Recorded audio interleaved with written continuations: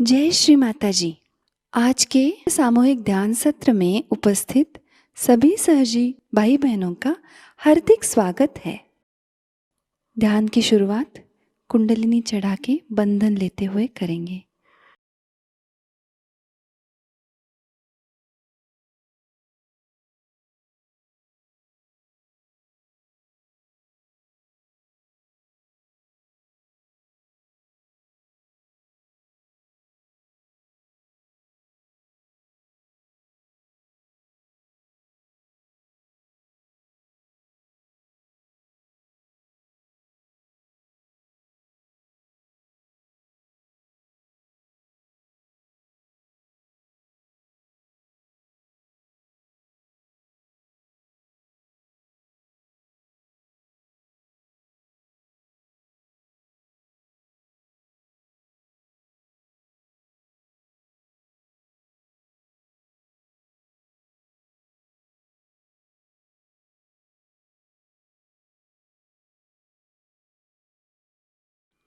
तीन महामंत्र और श्री गणेश मंत्र।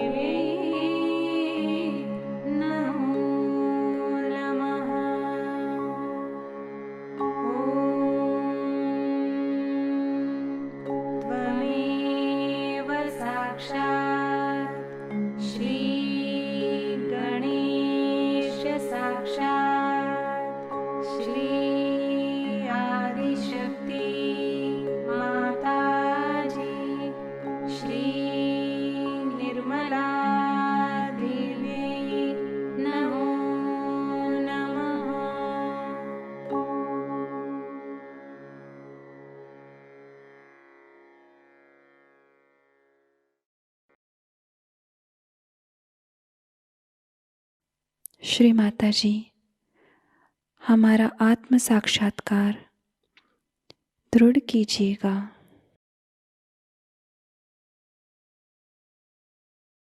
पूरा चित्त हमारे सहस्त्रार में ही रखेंगे।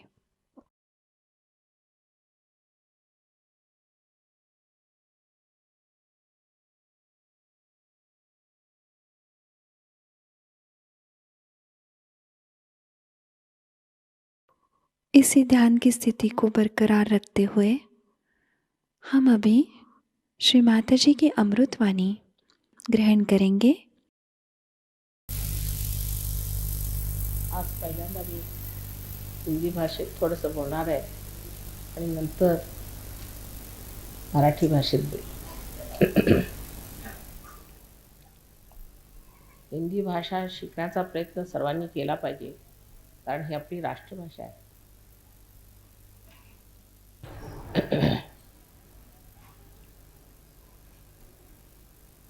पूना शहर का नाम वेदों में, पुराणों में सब जगह मशहूर है. इसको पुण्यपट्टनम कहते हैं, पुण्यपट्टनम. और इस जगह जो नदी बहती है उसका नाम है मूल नदी. जो यहाँ से मूल बहता है, ऐसी ये नदी यहाँ पर हज़ारों वर्षों से बह रही है और इस भूमि को पुण्यवान बना रही है. हम लोगों को पुण्य के बारे में पूरी तरह से मालूमात नहीं. बहुत से लोग सोचते हैं कि हम अगर कुछ गरीबों को दान दे दें या हम कोई चीज़ किसी को बांट दें या कभी हम सच बोलें या थोड़ी बहुत कुछ अच्छाई कर लें तो हमारे अंदर पुण्य समा जाता है. इस तरह का पुण्य संचय होता तो होगा, लेकिन वो एक बूंद बूंद बूंद बन करके न जाने कब सरोवर हो सकता है. पुण्य का जो अर्थ है सो जैसा जाना गया है कि ऐसे कार्य करना जिससे परमात्मा संतोषित हो, जिससे परमात्मा खुश हो, ऐसे कार्य हमें करने चाहिए.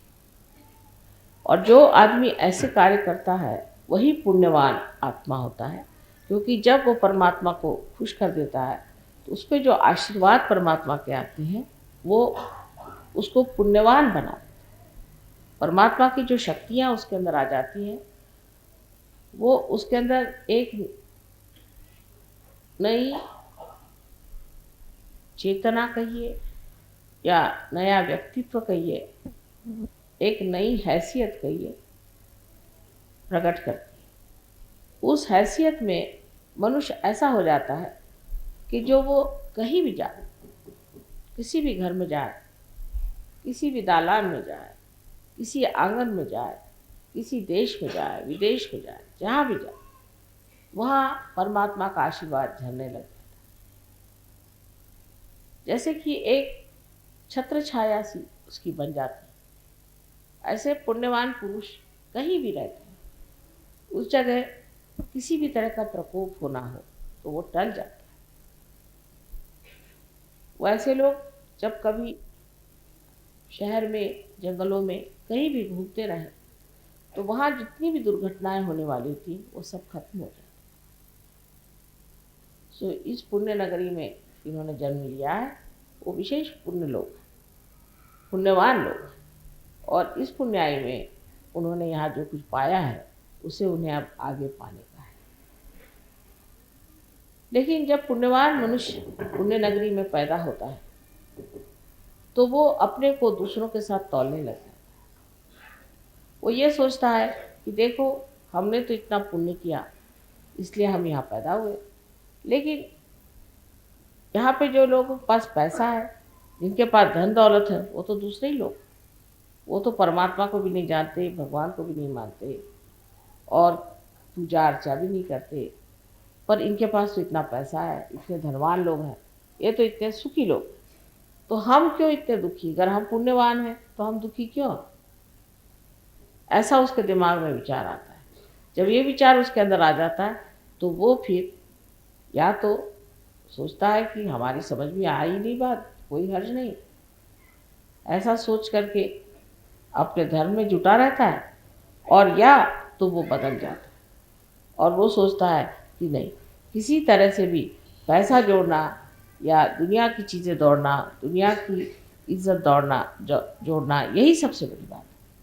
और उसी नई एक नए दौर में वो दौड़ने लग जाता है। तब उसका पुण्य क्षय हो जाता है, उसका सारा पुण्य जो है वो नष्ट हो जाता है। लेकिन पुण्यवान पुरुष को पैसे की इच्छा होना बड़े आश्चर्य की बात है। कलयुग में सब कुछ हो सकता है। ये मुझे खुद देख करके आश्चर्य होता है कि कलयुग में अगर कोई रियलाइज सोल भी पैदा हो तो वो भी शराब पी सकता है, ड्रग्स ले सकता है, मारामारी कर सकता है, दुनिया भर के काम एक रियलाइज हो जिसे कि हम पुण्यवान मनुष्य समझते हैं, वो ये सब कर सकता है। ये कलयुग की खिंचाव है, उसका एक तरह का असर है, उसका वातावरण इतना ज़बरदस्त है। पुण्यवान मनुष्य भी जब संसार में आता है और जब इस चीज़ की तरफ में उसकी नज़र जाती है तो वो उधर खिंच जाता है और उसके अंदर ये कमज़ोरियाँ धीरे धीरे आने लग जाती हैं। ये कलयुग की एक बड़ी भारी हमारे ऊपर में दहशत है। लेकिन इसका एक दूसरा इलाज है।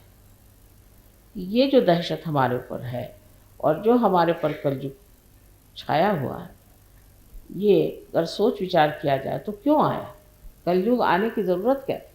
अगर कलयुग आया है तो उसका भी तो कोई कारण होना चाहिए। उसके बारे में एक दमयंती आख्यान में लिखा हुआ है कि एक बार दमयंती के पति नल को कली मिल गया। उसने उसे पकड़ लिया, उसे कहा कि देखो, तुमने हमारे पत्नी से विछोह कराया था और इतना हमें दुख दर्द दिया, अब मैं तुम्हें मार डालूं। तो कली ने कहा कि हाँ भाई, ये तो बात सही है, तुम चाहो तो मुझे मार डालो, लेकिन मेरा भी एक महात्म्य है। उसने कहा तुम्हारा क्या महात्म्य हो सकता है, तुम तो सब दुनिया में भ्रम डालते हो, उनको विभ्रम में फंसा देते हो और गलत रास्ते पर लोग चले जाते हो। तो उन्होंने कहा कि महात्म्य बहुत बड़ा है कि जब ऐसा होता है और ऐसी हालत में ही मनुष्य की अग्नि परीक्षा होती है, उस वक्त ही वो जाना जाता है कि आदमी कितना सच्चा है या कितना झूठा है। इसी तरह से पहचाना जा सकता है कि आदमी में कितना पुण्य है और कितना अपुण्य है।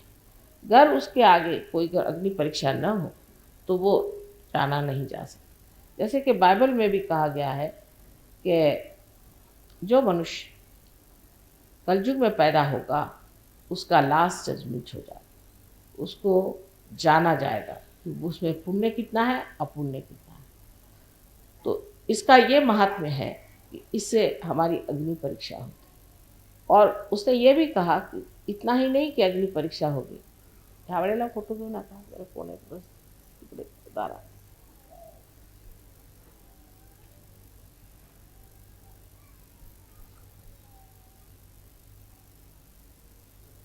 अग्नि परीक्षा जो हमारी होने वाली है इस कलयुग में, इस कलयुग के वक्त में हमारे लिए एक और बड़ा भारी आशीर्वाद है। वो ये कि नल को बताया गया कि देखो, जिस वक्त कलयुग आएगा, जिस वक्त अग्नि परीक्षा होगी, तब हजारों लोग पार हो जाए, हजारों लोगों को आत्म ज्ञान हो जाए, आत्मबोध हो जाएगा, आत्म साक्षात्कार हो जाएगा। और इस आत्म साक्षात्कार के सहारे वो एक नई जिंदगी को प्राप्त होंगे और उनमें परिवर्तन हो जाए। जो आज गिरी कंदरों में परमात्मा को खोजते फिर रहे हैं वो उसे प्राप्त करेंगे। ये इसका वरदान है। इसी बीच अब हम यहाँ पूना में आए हैं, जिसको कि मैं पुण्य पट्टनम कहती हूँ, जहाँ आने से मनुष्य को पुण्य का प्रभाव पता चल सकता है। यहाँ भी अगर आप सोचें तो आपको लगेगा कि यहाँ भी वही कलयुग है जो जहाँ हर जैसे वहाँ पे था वैसा यहाँ भी है। ये बात ज़रूर मानी जानी चाहिए कि जो चीज़ छिपी है, जो चीज़ दिखाई नहीं देती, उसके बारे में बात करने से कोई फ़ायदा नहीं। लेकिन जब ये चीज़ खुल जाती है, आपके अंदर की चेतना जब खुल गई है, उससे जब आप जानेंगे तो आपको आश्चर्य होगा। इस पूना में इतने गहनता के कार्य हुए हैं। यहाँ पर अनेक साधु संतों ने बैठ कर के तपश्चर्या की हुई है। तुकाराम जैसे इतने बड़े महान पुरुष इसी पूना के पास ही में आए और यहीं रहे, उनका यही वास्तव्य है।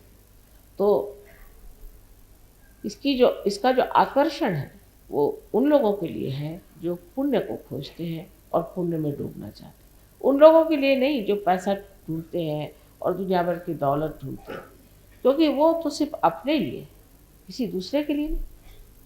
जो हम पैसा इकट्ठा करते हैं या चीज़ें इकट्ठा करते हैं, जो हम अपने लिए सत्ता इकट्ठा करते हैं, या हम किसी तरह का बड़ा भारी नाम, इसको फेम कहना चाहिए, इस तरह का नाम इकट्ठा करते हैं, ये सब अपने लिए। लेकिन पुण्य जो है वो दूसरों पे असर। जैसे एक दीप है, इस दीप पे आपको इसकी सफाई करनी है तो आप इसमें कुछ भी चमका दीजिए, इसको आप चांदी का बना दीजिए, चाहे आप सोने का बना दीजिए, इसको जिस भी चीज़ का चाहे आप बना सकते हैं, इस पर जो भी मेहनत करना चाहे कर सकते हैं। लेकिन बेकार, बेकार, क्योंकि इसमें दीप नहीं जला। जब इसमें दीप जलेगा तभी इसका उपयोग है।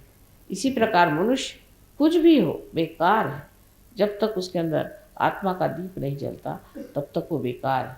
और जब उसमें दीप जल जाता है तो वो पुण्यवान आत्मा हो जाता है और उसके अंदर से बहता हुआ प्रकाश हजारों दीप संसार में जला सकता है। इसलिए आज की पुण्य नगरी में इस पूजा का आवाहन बहुत बड़ी चीज। शक्ति का जब संचार पुण्य में हो तो वो पुण्य 1000 गुने बढ़कर के अत्यंत शक्तिशाली हो सकता है। पुण्य की शक्तियाँ अनेक हैं, लेकिन उसमें अंदर अगर शक्ति ही संचरित हो जाए तो फिर क्या कहेंगे।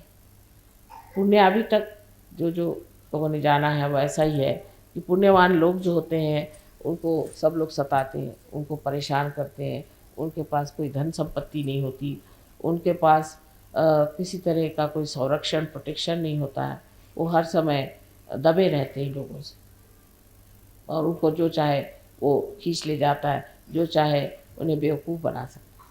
लेकिन शक्ति का संचार होते ही इस पुण्य से वो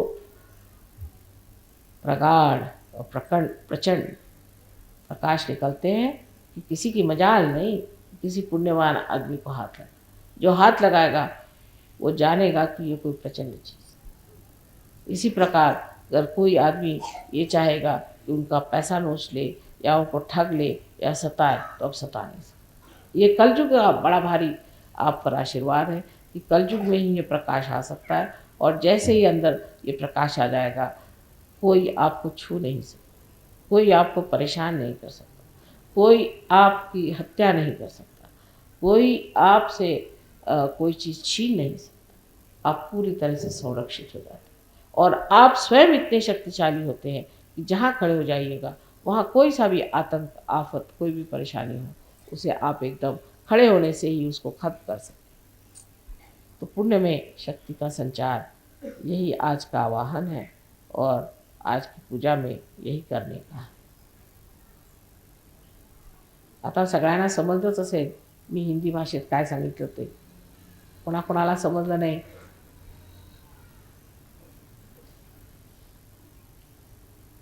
भाषेला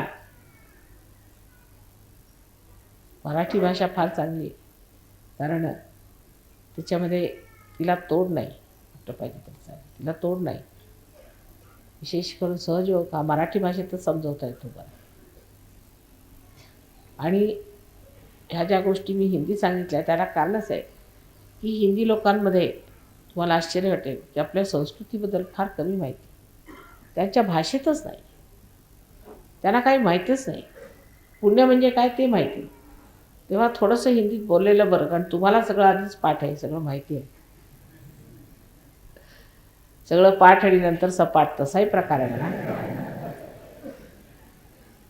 पण तरीसुद्धा असं म्हटलं पाहिजे की आपल्याला फार मोठी संतांची इथे शिकवण जी मिळालेली आहे,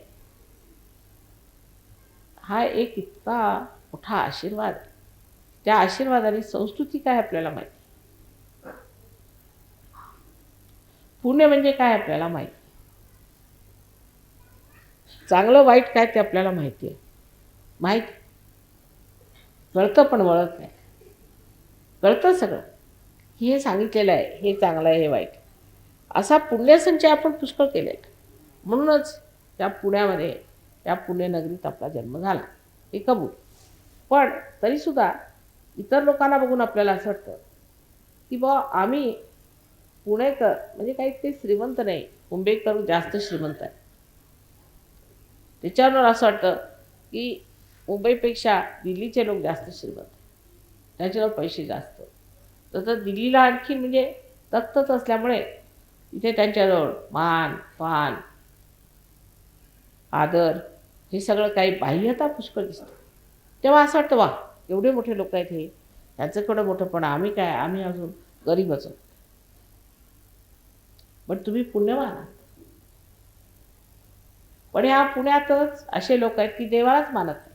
मोठे मोठे धुरंधर मी पाहिले, मोठे मोठे विद्वान लोक मी पाहिले, ते देवालाच मानत नाही. म्हणजे इतके शिष्ट झाले ते या पुण्यात राहून, या पुण्यनगरीत राहून सुद्धा लोक इतके शिष्ट झालेत, इतकं डोकं त्यांचं खराब झालं आहे की ते म्हणतात देवच नाही.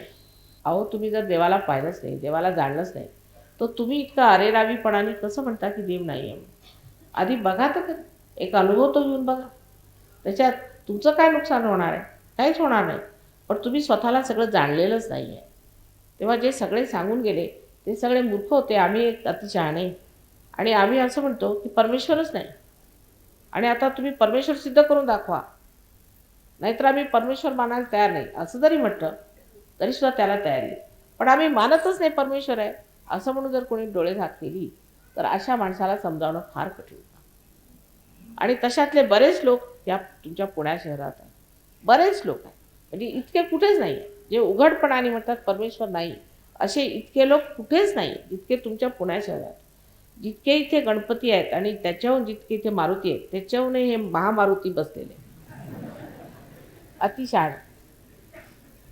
आणि त्यांना असा पूर्ण विश्वास आहे की आम्ही जे म्हणतो ते अगदी खरं आहे, आम्ही अति हुशार लोक आहोत, आम्हाला सगळं शास्त्र माहिती आहे, आम्ही अगदी विद्वान होते, सगळं खोटं आहे, याच्यात काय अर्थ. तेव्हा जिकडे एवढं पुण्य आहे, इथे इतकं कमळासारखा इथे सुंदर सुगंध पसरलेला आहे, तिथेच असल्या तऱ्हेचा विकृतपणा पण पुष्कळ जास्त पसरलेला. आणि त्यामुळेच या पुण्यामध्ये लोकांच्या डोक्यामध्ये भ्रांती फारच वाढलेली. त्यांना हे समजत नाही आहे की धर्म आहे खरा की नाही, परमेश्वर आहे किंवा नाही. हे मोठे मोठे धुरंधर स्वतःला इथले लीडर्स म्हणवतात, म्हणा तसे पैसे बिशे खूप खातात, ते सगळं करतात, धंदे सगळे करतात. पण ते बरं आहे, ते म्हणतात आमचा जर परमेश्वरावरच विश्वास नाही आणि धर्मावरही विश्वास आहे, तर आम्ही चांगलेपणाने कशाला राहायचं, कसंही राहिलं तरी चालेल, आम्ही मॉडर्न झालो. अशी मंडळी पुण्याला जास्त आहेत मुंबईपेक्षा. तुम्हाला आश्चर्य वाटेल, मुंबईला लोक तरी भितात, इतकं कोणी बोलणारं मी पाहिलं नाही. पण पुण्याला मराठी भाषेमध्ये बोलणारे असे अनेक झाले जे परमेश्वराची टिंगल काढायची, नंतर परमेश्वर नाही म्हणून सिद्ध करायचं, परमेश्वरावर लोकांनी विश्वास ठेवला म्हणजे तुम्ही महामूर्ख आहात, असं कशाला करता, असे म्हणणारे सुद्धा इथे लोक आहेत. मग असे असल्यावरती जर समजा एखाद्या बोटीला एक तरी भोग पडलं तर ती बुडते, आणि ते इतकी भोकं असल्यावर त्या पुण्याचं काय होणार. त्यात भर घातलेली आहे भिकारड्या लोकांनी. म्हणजे भिकारडे लोक म्हणजे असे की आम्ही सहयोगात सुद्धा लोक भितात. पुण्याच्या लोकांना बोलवायचं म्हणजे माताजी पुष्कळशी असेच लोक येणार, तुम्ही बघा. मग त्यांचं कसं करायचं, म्हणजे भितात त्या गोष्टीला, हे भिकारडेपणा करायचं. आम्हाला अनुभव इथला असाच आहे, इथे आलं की लोक आपले फुकट तास जर जेवायला मिळालं तर उत्तम, माताजी करतात, मग काय माताजी पैसे द्यायला तयार आहेत, मग कशाला. ही एक प्रवृत्ती म्हणजे मनाची श्रीमंती नाही. आणि ही येण्याचं कारण सुद्धा हेच आहे की जे पुण्य पुण्य म्हणून शिकवतात, ज्या लोकांनी पुण्य पुण्य म्हणून करा म्हटलेलं आहे, जे लोक तुमच्या समोर येऊन प्रवचनं करतात आणि सगळं काय करतात, ते स्वतः पैशाच्या मागे असल्यामुळे बाकीच्या लोकांना असं वाटतं की हे तरी काय मोठं आम्हाला ब्रह्मज्ञान सांगायला बसले आहे, पण स्वतः हे असेच आहे. तेव्हा सर्व जनतेमध्ये या दोन्ही गोष्टींचा परिणाम झाला. एक तर जे धर्मप्रवर्तक आहेत किंवा धर्माबद्दल बोलतात ते स्वतः तुमचे पैसे खातात. हां, तुम्हाला काय पाहिजे असं विचार, काय पाहिजे, मुलगा पाहिजे ना, चालेल, पण 100 रुपये मिळू. आणि जर तुम्ही 50 रुपये दिले तर तुम्हाला मुलगी होणार. नाही बाबा 100 काय, तुम्ही 108 घ्या, पण आम्हाला मुलगाच पाहिजे. कशाला मुलगा, म्हणजे उद्या पैशाला बरा, सुनेने हाकलून लावलेलं कुणाच्या लक्षात येणार नाही. पण त्यासाठी म्हणून आम्हाला मुलगा पाहिजे, कारण आम्हाला पैसे कमवता असला पाहिजे. आणि त्याने मग दरिद्रता वाढत गेली आणि ती दरिद्रता स्वभावात सुद्धा आली. कारण सगळीकडे तुम्ही रोज आता हजारो देवळं आहेत तिथे, हजारो देवळं. प्रत्येक देवळात गेलं किंवा देवाला पैसे घाला. त्या देवाला काही पैसे समजतात का? कधी देवाला पैसे समजतात? त्यांनी कधी पैसे पाहिले आहेत का? काय असतात तो प्रकार? त्यांना पैसे घाला. देवाला इथे 4 पैसे तुम्ही इथे घाला, इथे 1 पैसा घाला, म्हणजे झालं. पूजा करायची म्हणजे काय, केवढा मोठा तुम्ही नारळ आणा, त्यातले आम्ही तुम्हाला एवढा नारळ देतो, बाकी सगळं आमच्या पोटात. हे रोज अगदी बघून बघून माणसाच्या मनाची जी श्रद्धा, जिच्यामध्ये आंतरिकता असायला पाहिजे, त्याच्यामध्ये स्वच्छता असायला पाहिजे, त्याच्यामध्ये विश्वास असायला पाहिजे. त्याच्या जागी फक्त हे की हा आता आहे ना, देखल्या देवा देव दंडवत, बस त्याच्या पुढे काय. ही एक प्रवृत्ती आल्यामुळे, पैसा सगळं काय झाल्यामुळे कसंही मिळाला तरी चालेल. मान पान स्वतःच्याबद्दल काही आत्मसन्मान ह्याचा कुणाला विचार नाही. आत्मसन्मान नकोच, कशाला मिळतं ना, मग देतात ना, मग कशाला घ्यायचं. तर ह्या एका फारच विचित्र परिस्थितीमुळे पुण्यामध्ये सुद्धा जी आपण प्रवृत्ती बघतो ती अशी की एवढ्या पुण्यवान स्थितीमध्ये, इतक्या पुण्यवान जागेमध्ये साधू संत दिसत, साधूंची लक्षणं दिसत, साधूसारखं लोकांचं वागणं दिसत आहे. साधूला केवढा मान असतो. एखाद्या साधूला घरी बोलवायचं म्हणजे जन्मजन्मांतरातली तुमची तपस्या पाहिजे, नाहीतर तो तुमच्या दारात येणार कसा. म्हणजे खरा साधू म्हणते, उपटसुंभांची गोष्ट सोडा, तो तुमच्या दारात येण्यासाठी तुम्हाला केवढं तरी पुण्य खर्ची घालावं लागेल, तेव्हा तो तुमच्या दारात येईल. पण आता उठल्या सुटल्या इथे रस्त्यावरती साधू संत फिरतात, त्यांच्यामध्ये काही साधुता आहे. आणि ती साधुता नसल्यामुळे पुण्यनगरी म्हणजे काय, ह्याच्यातल्या देवळामुळे पुण्य झालेली नाही, इथल्या मानवांच्यामुळे झाले. यांच्या मानवामध्ये किती साधू आणि संत आहेत, कितींमध्ये साधूची लक्षणं आहेत. तर इथल्या लोकांची जी एक स्वतःची क्वालिटी आहे, स्वतःचं जे एक चारित्र्य आहे, ते कसं त्याच्यावर पुण्य अवलंबून असतं. ते जर पुण्य आपण कमवलेलं असतं, आत्मसन्मानाचं, तसंच आत्मसाक्षात्कार, जर आपण पुण्य कमवलं आणि त्यात आपण आपली वाढ करून घेतली, तर इथे काही कठीण काम नाही. कारण जमीन इथली फारच सुपीक आहे. पुण्यासारखी जमीनच नाही संबंध ब्रह्मांडात.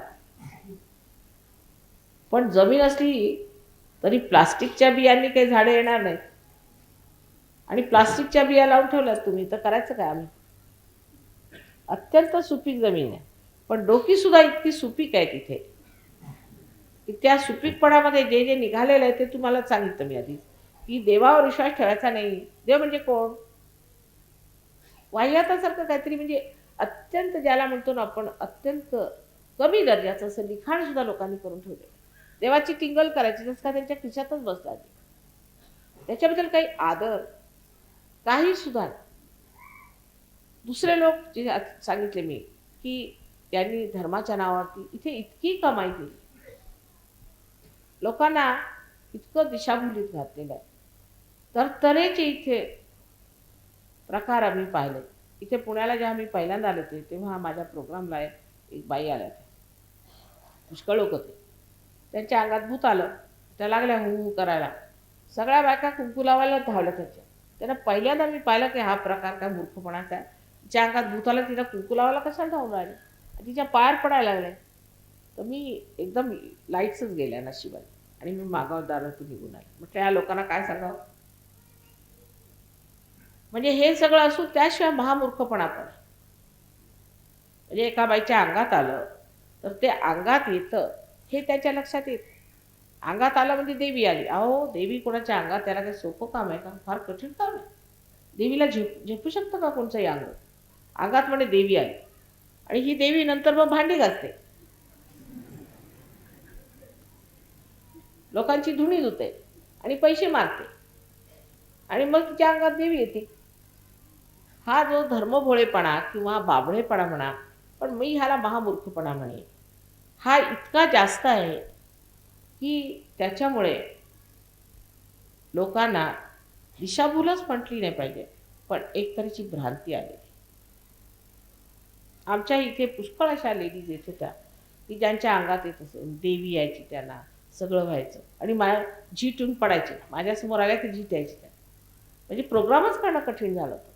तेव्हा म्हटलं ह्या पुण्यनगरीत एवढी भूतं कुठं आली बाबा, तमके बुवा असं का? आणि मग त्या बुवानी केलं काय? नाही, फक्त अंगारा दिला मला. हो का? तुम्ही काय केलं? मी खाल्ला होतं, झालं. म्हणजे अशा तऱ्हेचे त्याला म्हणायचे स्त्री आचार आणि ब्राह्मणाचार, ह्याच्यामध्ये हा संबंध पुणे डुबून गेला. तेव्हा धर्माचा हा तुम्ही निकाल लावला आणि बाकी परमेश्वराची तर तुम्ही गोष्टच काढू नका. कारण परमेश्वराच्या गोष्टीबद्दल अतिशहाणे बसलेलेच आहेत सांगायला की परमेश्वर म्हणजे नाहीच आहे, सायन्स म्हणजे सगळं काही.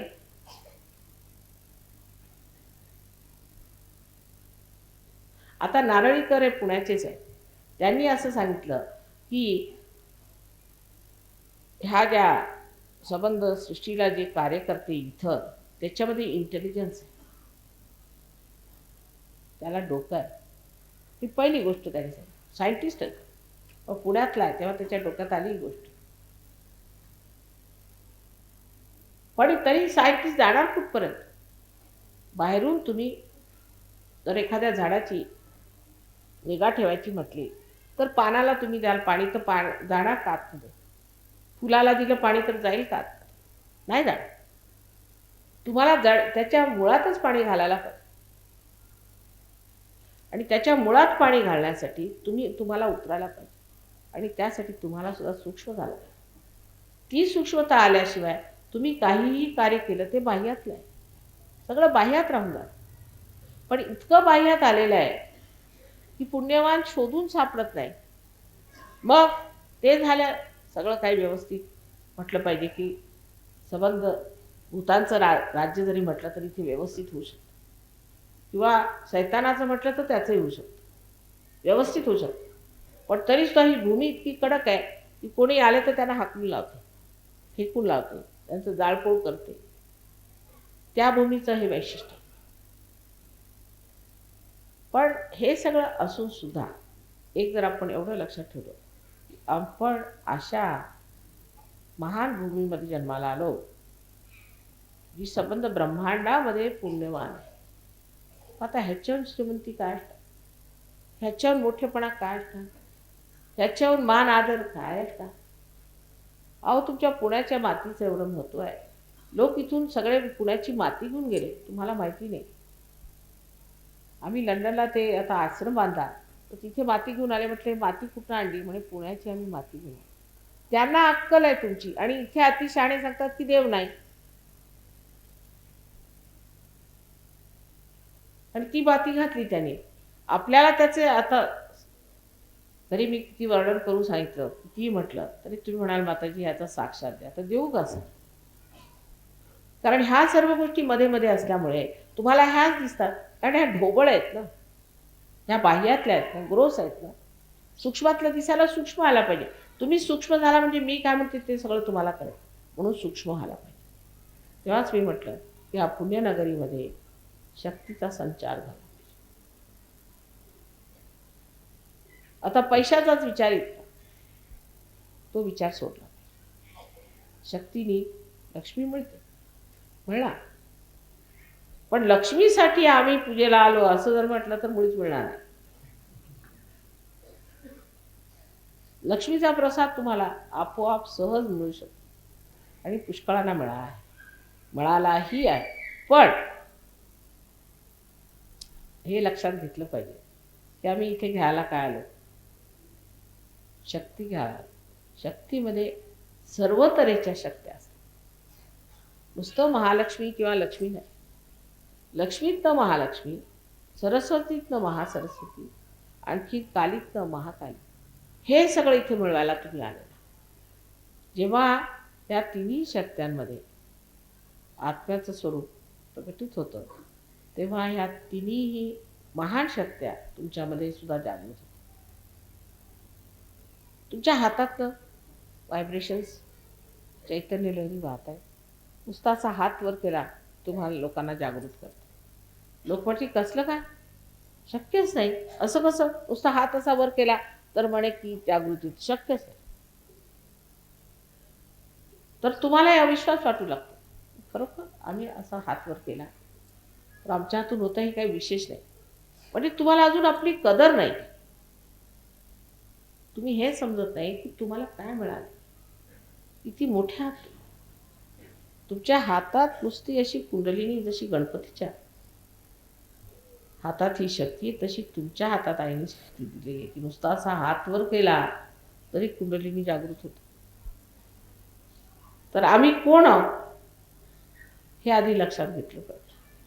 जर हे तुमच्या लक्षात आलं की आम्ही कोण आहोत आणि आम्ही योगी लोक, आमच्यामध्ये योग्यांना कधीही नव्हती अशी शक्ती. आज किती योगी बघा तुम्ही आहे जगात. कुणी अशी कुंडलिनी जागृत केलेली तुम्ही ऐकलंय का कुठेतरी? पुस्तकात कुठेही नाही. पण तुम्ही करता ना जागृत, तुम्ही रिअलायझेशन देता ना लोकांना, मग ते कसं घडतंय, ते कसं होतंय. पण प्राधान्य जर आम्ही योगी आहोत ह्या एका मुद्द्याला दिलं तर बाकी सगळे मुद्दे आपोआप आतमध्ये बसतात. पण प्राधान्य इतर गोष्टींना आहे, हा एक त्रास आहे.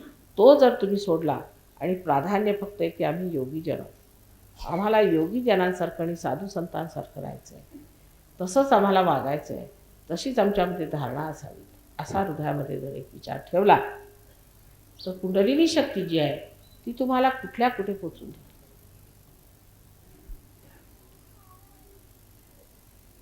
कारण आपल्याला इतकं सहज मिळालं आहे, इतर लोकांना फार मेहनत करावी लागते. कुणाला विशेष करून रस्त्यावर चाललेला मनुष्य असला त्याच्याकडे एक नजर केली तर त्याची कुंडलिनी चढते. ही गोष्ट खरी. पण जितकी सहज मिळते तितकीच त्याची कदर नाही, किंमत कळत नाही. विनामूल्य विना मेहनत वस्तू मिळाल्यामुळे त्याची किंमत कळत आहे आणि स्वतःचीही किंमत कळत आहे. जर स्वतःची किंमत कळली आणि स्वतःची जबाबदारी कळली तर लक्षात येईल की आपण योगीजन, साऱ्या संसाराचं भलं माताजी करायला निघाल्या आणि तुम्ही आमचे हात आहात. तुमच्या हातून हे कार्य आणि आपलं वागणं कसं आहे तर सर्वप्रथम आपल्यामध्ये निष्ठा पाहिजे, सिन्सिरिटी पाहिजे. ज्या माणसामध्ये निष्ठा नाही, वरपांगीपणा आहे, तो मनुष्य सहयोगात कसा उतरणार. निष्ठा पाहिजे की आम्ही योगीजन आहोत.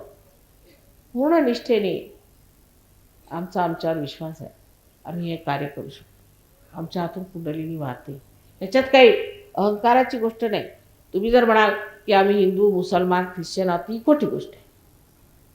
हे काहीतरी बाह्यातलं लावून घेतलेलं सर्टिफिकेट आहे. तुम्ही कोणी असू शकता. म्हणजे खरं आहे ते एकच आहे की तुम्ही योगी आहात. ही तुमची खरी जात, हा तुमचा खरा धर्म आहे, हे तुमचं खरं व्यक्तित्व आहे. आणि त्यात पूर्णपणे विश्वास ठेवून निष्ठेने असा विचार केला पाहिजे ह्या पलीकडे आम्हाला काहीही नको. जे मिळवायचं ते हेच, त्याच्या पलीकडे आम्हाला काही नको. मग त्याच्यातच सगळं मिळतं, त्याच्याच खोलात, त्याच्याच गहनात, त्याच्याच उत्तरात सगळं तुम्हाला.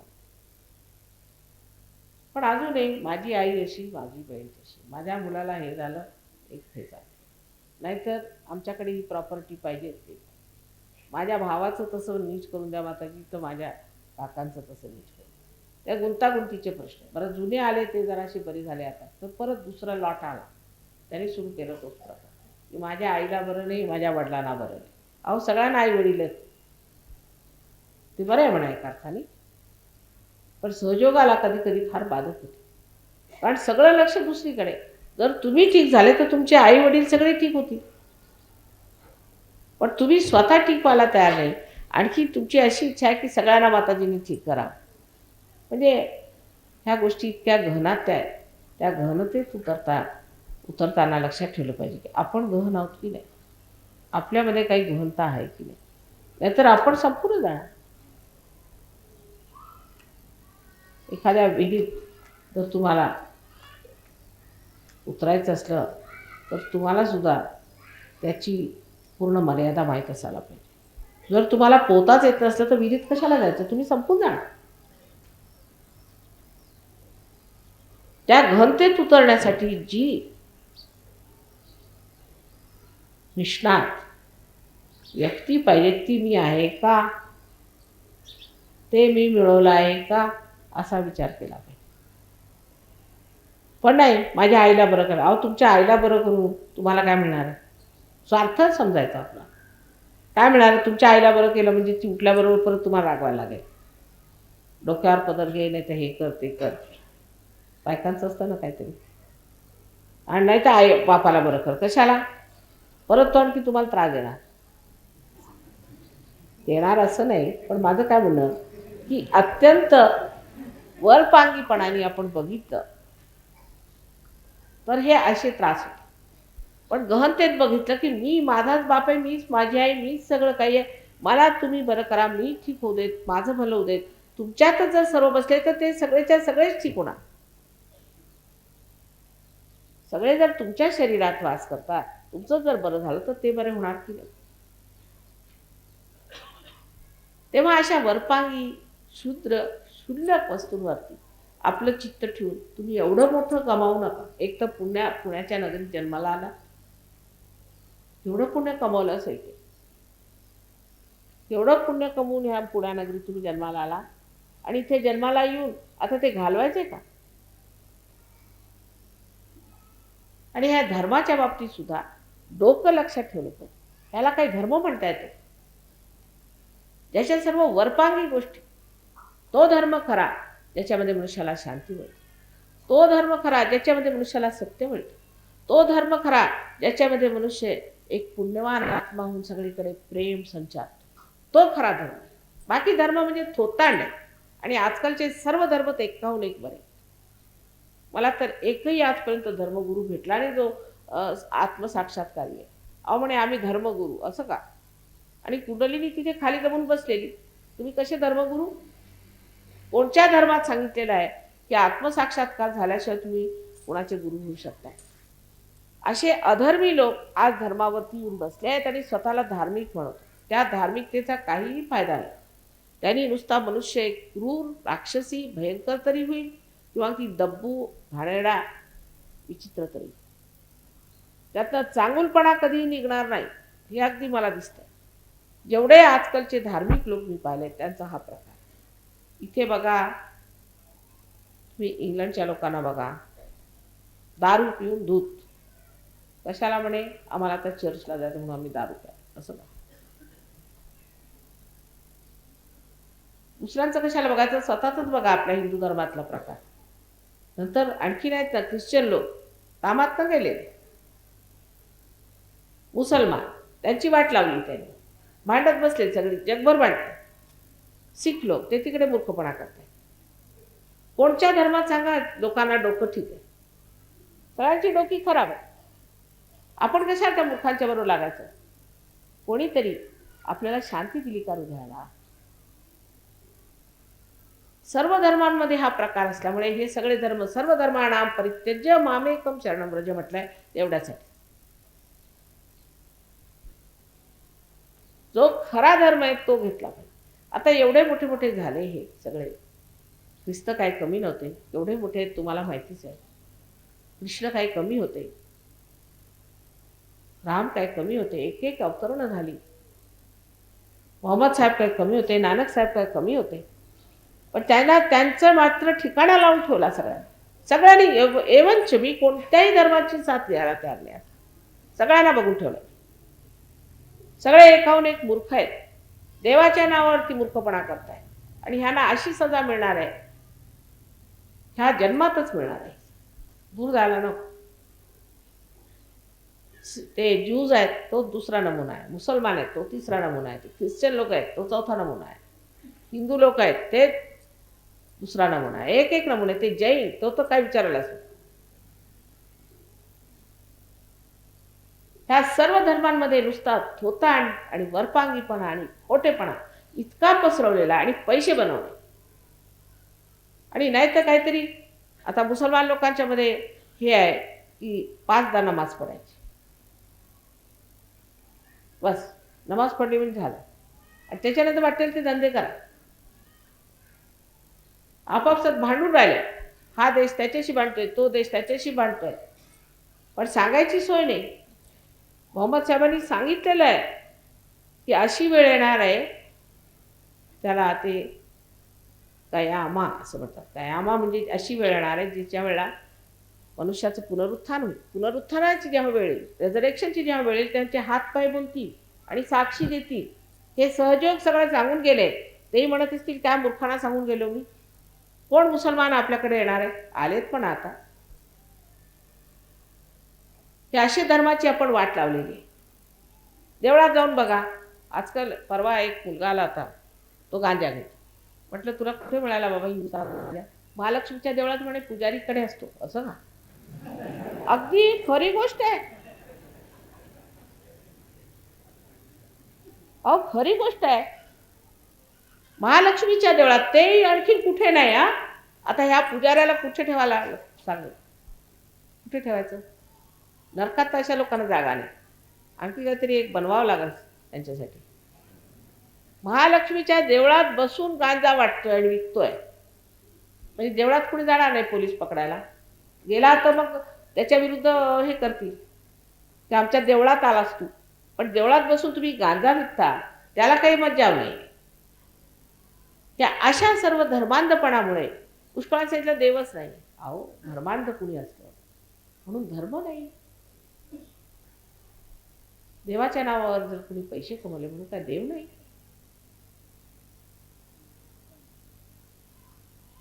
तेव्हा तुम्हा लोकांना खूप गहन उतरायला पाहिजे.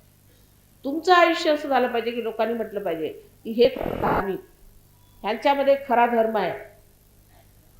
आम्ही धर्माला सहयोगात जाणलाय, सहयोगामध्येच समजलो आम्ही धर्म काय.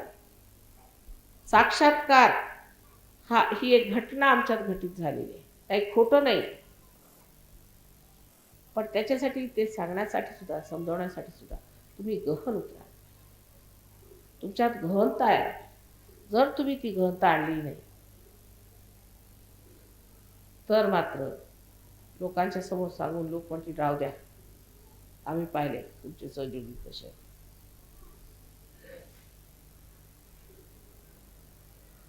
तेव्हा सगळ्यांनी त्या गहनतेकडे लक्ष ठेवलं पाहिजे. वर पांगी करायचं नाही, वरती वरती दाखवायचं नाही, नसते तमाशे करायचे नाही.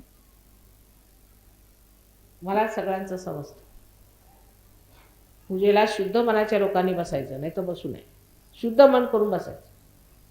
बेकार आहे. मी एवढी मेहनत करू तरी फायदा काय? तर तुमचे दगडाचे मन आहे तर त्याच्यात माझं काय प्रतिबिंब येणार? तर मन अगदी शुद्ध करून बसायचं, निरालस आणि प्रेमात बसायचं आणि मिळवून घ्यायचं. मिळवायचं आहे ते मिळवायला तुम्ही इथे आला. व्यर्थ इथे वेळ घाला तुम्ही आला नाही, हे लक्षात ठेवायचं. इथे खरा धर्म आपल्यामध्ये जागृत करण्यासाठी आणि सत्य आपल्यामध्ये प्रकट करण्यासाठी तुम्ही आलेला. त्याच्यासाठी आज तुम्ही शक्तीची पूजा मांडलेली आहे. आजची शक्तीची पूजा विशेष आहे, कारण यावेळेला शक्ती जी आहे तिला आपण म्हणतो गौरी स्वरूप आहे. गौरी म्हणजे साक्षात कुंडलिनी, ही कौमार्य अवस्थेत आहे. कौमार्य अवस्थेत तुम्ही तिची पूजा मांडलेली आहे. आणि कौमार्याचा अर्थ असा आहे की अबोधिता, इनसेन्स, त्याची जागृती. जसा गणपती तसाच शक्तीची जी कुमारी अवस्था आहे ते गणपतीचं वरदान. तेव्हा असा मनामध्ये विचार करून किती निरालसता, तो शौच म्हणा किंवा ती निर्मलता आमच्यामध्ये पूर्णपणे रुजली पाहिजे. आतून बाहेरून आम्ही एक स्वच्छ झालो पाहिजे. त्या घनतेत आपण आत्म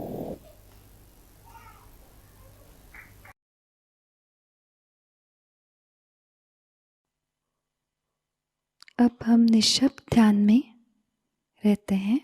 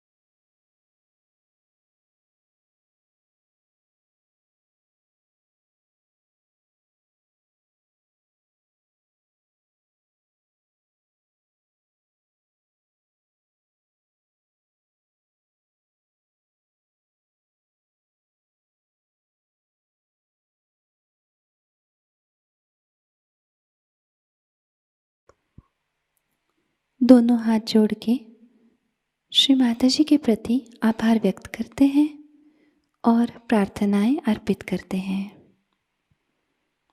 परम पूज्य श्री माता जी, आज का सामूहिक ध्यान हम आपके श्री चरणों में समर्पित करते हैं।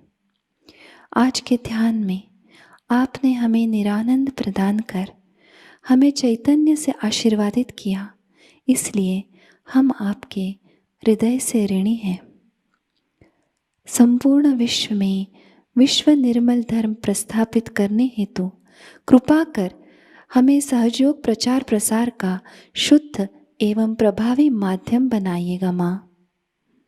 हमारी सभी प्रार्थनाओं का स्वीकार कर हमें आशीर्वादित करने की कृपा करना माँ। जय श्री माता जी। सामूहिक बंधन लेते हैं।